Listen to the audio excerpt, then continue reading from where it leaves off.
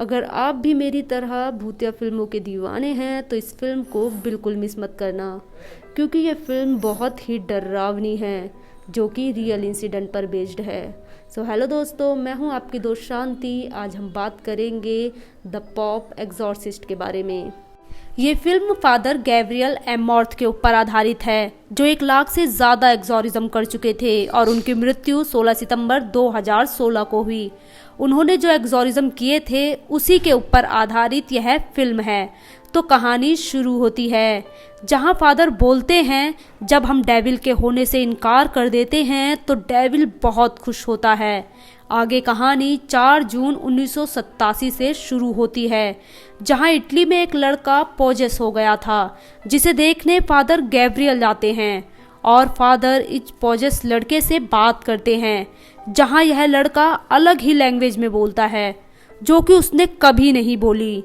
लड़का फादर से बोलता है कि मैं डेविल हूँ, तो फादर बोलते हैं कि तुम डेविल हो ही नहीं सकते।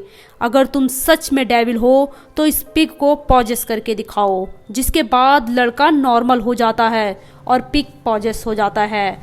फिर फादर उस पिग को मारवा देते हैं, लेकिन यह बात चर्च को पता चल जाती है और चर्च फादर को बिना इजाज़त एग्जॉरिज्म करने के लिए मना कर देते हैं, जो अपनी बड़ी बेटी एमी और छोटे बेटे हेनरी के साथ यूएस से स्पेन चली गई थी।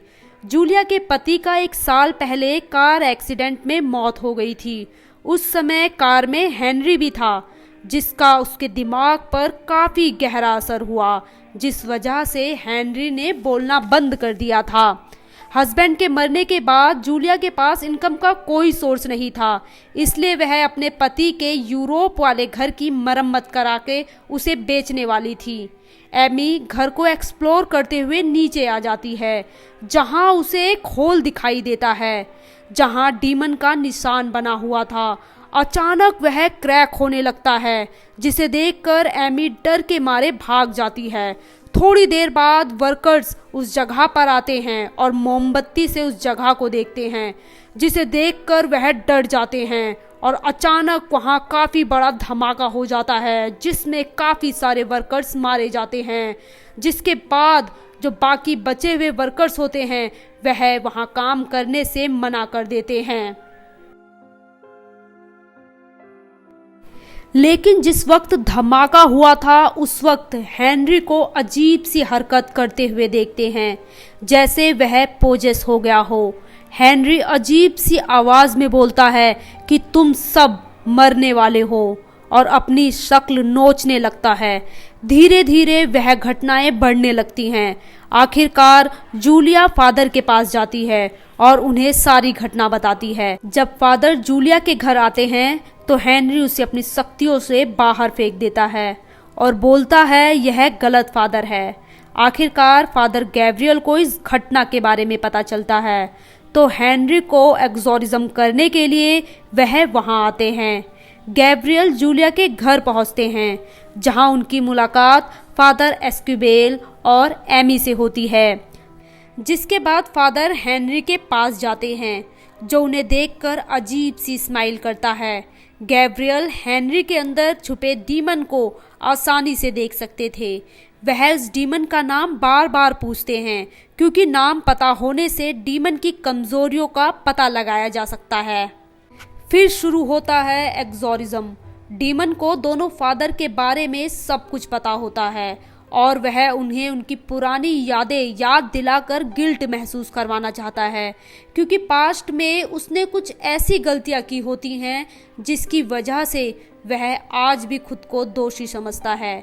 डेविल अपनी शक्तियों से सबको डराता है और एमी को फ़ोन पर उसके पापा की वॉइस में बोलता है कि तुम सब मरने वाले हो। एक बार फिर से एग्जॉरिज्म शुरू हो जाता है।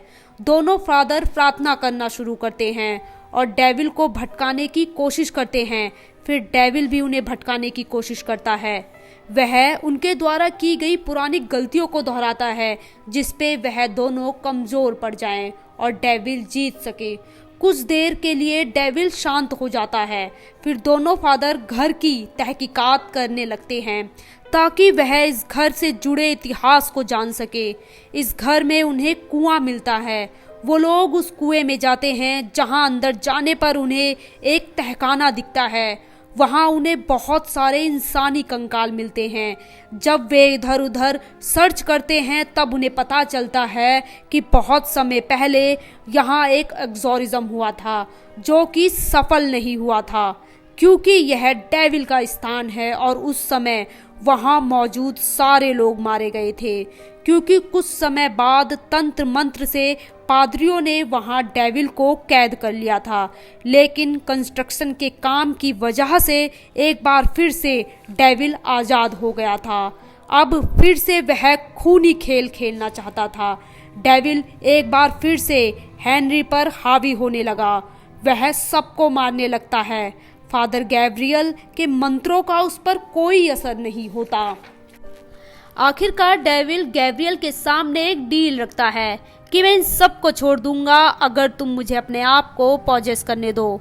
दोनों फादर हेनरी की इस डील को मान जाते हैं और हेनरी अब ठीक हो जाता है, क्योंकि डेविल हेनरी को छोड़कर अब गैब्रियल के अंदर आ जाता है।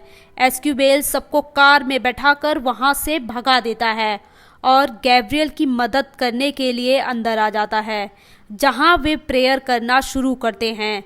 धीरे धीरे गैब्रियल भी खुद पर काबू करने लगते हैं और वह भी प्रेयर करने लगते हैं, जिससे डेविल कमज़ोर पड़ जाता है और हार जाता है। फिर हम आखिरी में देखते हैं कि चर्च में गैब्रियल को सम्मानित किया जाता है।